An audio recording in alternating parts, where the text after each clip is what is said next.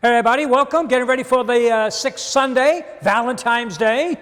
Also, if you're in Orlando Diocese, it's our Catholic Appeal Sunday, always a fan favorite.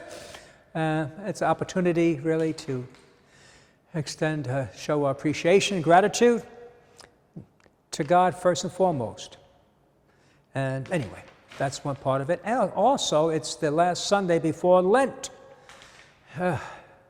So it's a kind of a big Sunday and Sunday after the Super Bowl. But anyway, but this is the sixth Sunday, Mark chapter 1, 40, beginning of 40 to 45. A leper came to Jesus and kneeling down begged him and said, "If you wish, you can make me clean." Moved with pity, he stretched out his hand, touched him and said to him, "I will do it. Be made clean." The leprosy left him immediately and he was made clean. Then warning him sternly, he dismissed him at once. He said to him, "See that you tell no one anything, but go show yourself to the priests and offer for your cleansing what Moses prescribed. That will be proof for them." The man went away and began to publicize the whole matter. He spread the report abroad so that it was impossible for Jesus to enter a town openly. He remained outside in deserted places, and people kept coming to him from everywhere. The Gospel of the Lord. There's no disease in the New Testament that causes more terror and pity than leprosy. When Jesus was sent out to 12, he commanded them to heal the sick, cleanse lepers. Because no other disease reduces a human being for so many years to such a hideous wreck, physically, emotionally, and socially. You know, read about leprosy in the especially at the time of Jesus, and in the Old Testament as well. I had the opportunity many years ago to go to Colombia, the country Colombia. I was in Bogota, trying to learn a little Spanish and work what they call Los Gamines, who are the street children. And Bogota was going through a little tough period. We were in a little neighborhood, and I had the opportunity, well, I actually sought this out, to spend, it was a weekend, I believe, at a little town called Agua de Dios, Water of God. I remember reading about the Salesian priest who actually sort of read this, I think this may have been this gospel itself. And he realized, there are lepers here, and he went to Agua de Dios and he opened a leper colony to take care of the lepers. And I was always curious, somewhat fascinated to see lepers. I read about them, but I like to see them, with my own eyes. And so I was excited to go there to Agua de Dios, to a real leper colony, basically because they're coming extinct. Thanks be to God for the medicine and knowledge about it, so they're not as prevalent. And so I did go. And there wasn't a huge colony, but there were the lepers. Even though it's not contagious, and there's a cure, some, at least these, I guess maybe didn't receive the medication soon enough, I'm not quite sure, but you saw bandaged, missing limbs, and disfiguration of the face. It just left a deep impression upon me to actually be able to visit a leper colony, to know what was happening here. Anyway, so there are different types of leprosy. I'm not an expert on this, I'm not a medical doctor. And there's nodular or tubercular leprosy. This really affects your appearance, where the skin is thickened, nodules gather in the folds of the cheek, the nose, the lips, and forehead. And really, after a while, you become horrendous looking, all right? It's almost hard to look at, this disfiguration that comes around.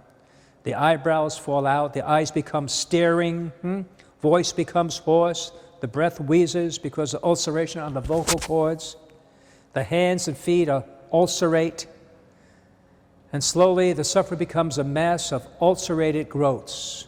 Wow.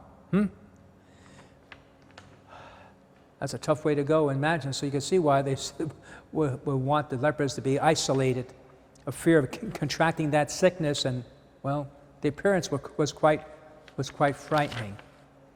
And there's another type of leprosy, the anesthetic leprosy. Stages are the same, there's nerve trunks also, but the nerve trunks are also affected. The area loses all sensation. In fact, that you've read different things about lepers, how people discover that they're a leper if they don't have the disfiguration, is that they may have poured boiling water or put the hand in a fire or something pricked them, and no sensation, no pain.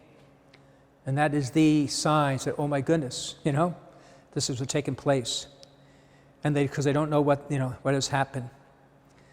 So the nerves, and then that's where you start losing limbs, the feet, the hand, because of that. There's always, the hands become like claws, the fingernails are gone. The feet becomes also, the foot drops off. So it's really a terrible, terrible outcome. And lastly, there's the third type of leprosy. It's like sort of a combination of both. But now also we have this, that's the real leprosy. But in the New Testament, when they refer to leprosy, it may not only be this disease, right? And so I said, other leprosy, any sort of white blotches on the skin, could be rash or things like that, they would attribute that to leprosy.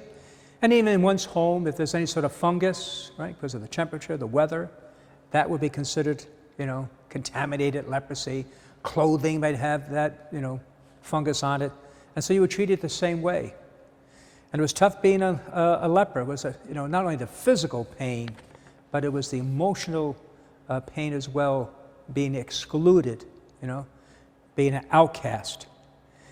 And so a leper would have to dwell outside the camp.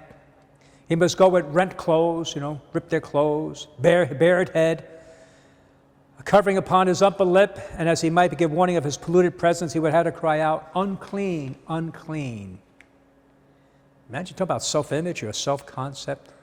That's how you identify yourself when you come among people or close to people. I'm unclean, unclean, so people could avoid you. Well, we see the same thing in the Middle Ages. This is 1,000 years later. It said the priest wearing his stole, that's what the priest wears, that little strip of clothing, carrying a crucifix. He would lead the leper into the church. He would read the burial service over him. The leper was a man who was already dead, though he was still alive. Actually have a burial service, a funeral service for the leper, though he didn't die. But he was good as dead, really. He had to wear a black garment that all might recognize and live in a leper or leper house.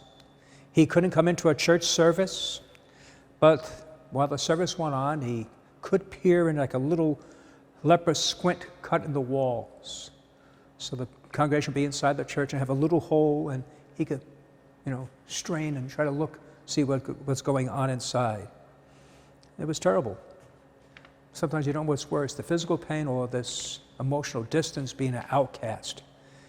And so we're not sure what kind of degree this leper had, but what's most striking is that Jesus touched him. It's like you don't touch a leper. You don't even come to the vicinity of a leper, and actually you touch a leper, now you're unclean. But he healed him. And so there's a facets to this healing, the physical healing, of course, but also the acceptance, all right, of the leper, that he actually had a human touch. No one else would. No one else would accept them. So there's that wholeness. Because remember, disease is dis-ease in many areas, and not just physical, mental, social, emotional. It affects us. And so that's part of the healing, the great healing that Jesus gave him. All right. So we're all some way, a leper in some ways, that things we have done that maybe people would make us an outcast, want nothing to do with us, push us aside. Maybe we have people we thought were friends also no longer wish to be friends, and maybe we've done the same thing.